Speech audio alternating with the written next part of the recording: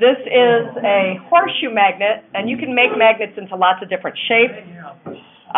If we were to make a north pole on one end and a south pole on the other, and that is how they work, then and I'm not going to show you this is for a homework question. Your job is to figure out what would the field lines do. So they follow that out of the north into the south. Okay? So it doesn't have to be perfect, but I want you to give that a try for tonight's homework. I just wanted you to see that the poles are indeed at the ends, and then there's something that happens in the middle. All right, so let's go back to our bar magnet. And if I were to look at the subatomic level, what I would find is a bunch of little teeny tiny magnets, little clumps of atoms. Usually if this is a common bar magnet, they're probably an alloy of iron and other metals. And remember that the naturally magnetized iron is called magnetite, that you actually dig up out of the ground, pretty weak magnet. So what we do is we take something that's magnetizable, and we put it into a strong electric or magnetic field. Okay? You did this probably in middle school if you did the fishing pole project, right? And so you know that there's some relationship between the current in a wire that you wrap around your fishing pole, right? The current in that wire and the ability to create magnetism. If we got to the subatomic level, what we would find for, let's say, a bar magnet that was a really weak magnet, maybe it had been, laying around with a bunch of other magnets, and a long time ago I stopped trying to store the magnets, because the best way to store a magnet is to have two bar magnets and put them at opposite ends. So, like, put another one up next to it, right? Yeah. And which pole would you want here? A north pole and then a south pole here. And that's a great way to store these magnets because then that tends to maintain the magnetic field. It supports that magnetic field. But I found out a long time ago that this just ain't nobody got time for that. So I can't really keep up with it. So instead, what I do is I put a bar magnet in a strong electromagnetic field and just reset the magnetic properties.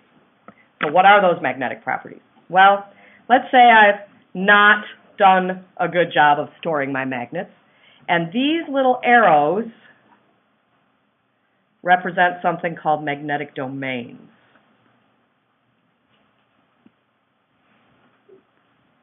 And they're little clumps of magnetized atoms.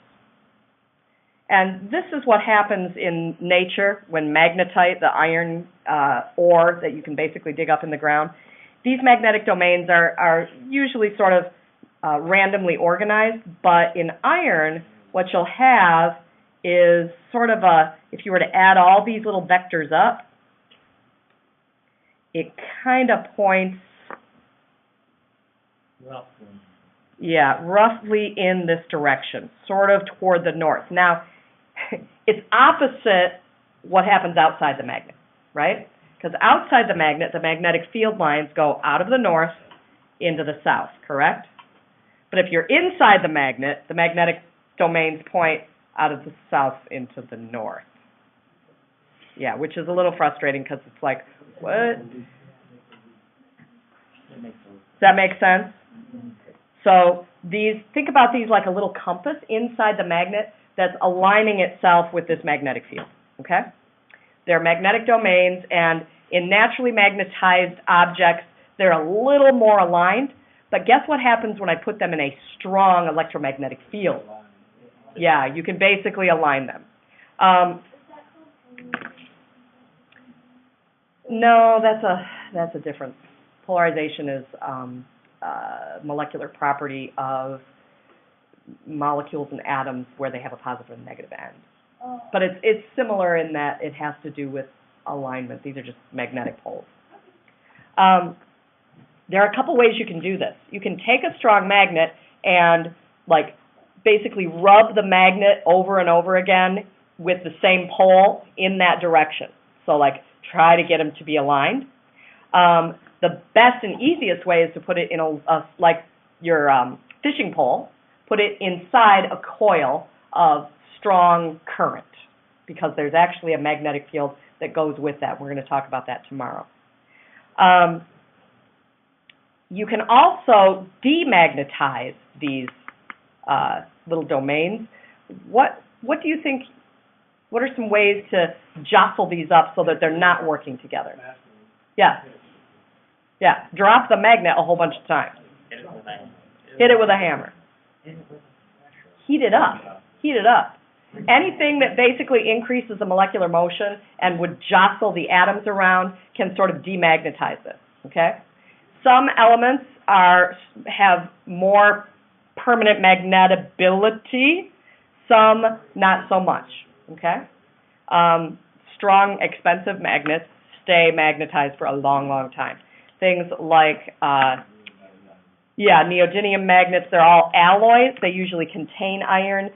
What's interesting is the alloys can do a better job of being magnetized, but on their own, they're not.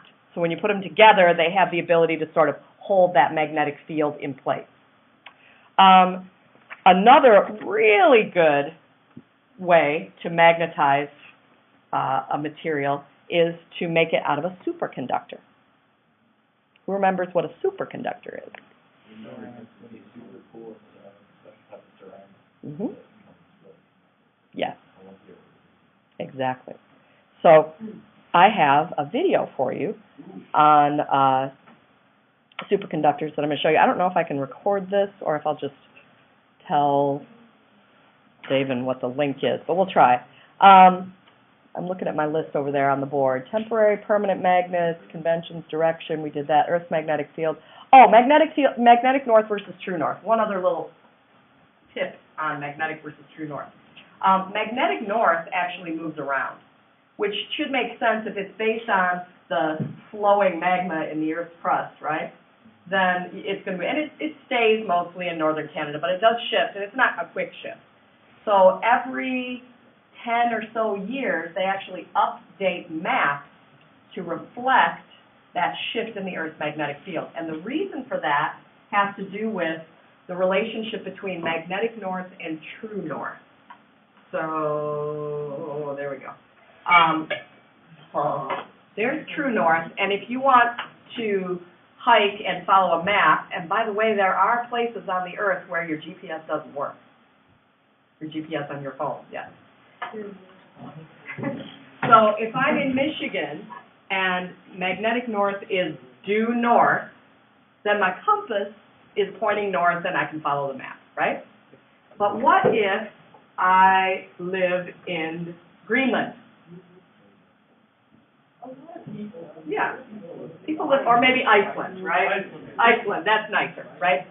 Which is funny, right? Iceland is nicer than Greenland. Somebody got that mixed up a long time ago. So if I live in Iceland, which way is my compass going to point? Kind of westish, right? Because the magnetic pole is right here. So if I'm standing in Iceland and I want to walk north, should I follow my compass? No, because I'll be walking west. So all of the maps have something called a magnetic declination, which is an adjustment for your local position. So the same thing is true even in the U.S. if I were like in Washington State. Think about it. You see how my compass will point to magnetic north, but true north is a little bit off that? And so maybe it's a degree based, so maybe it's, I just need to move my compass about 10 degrees, and then I can follow it. I can adjust for that difference in magnetic north versus true north. Okay? All righty.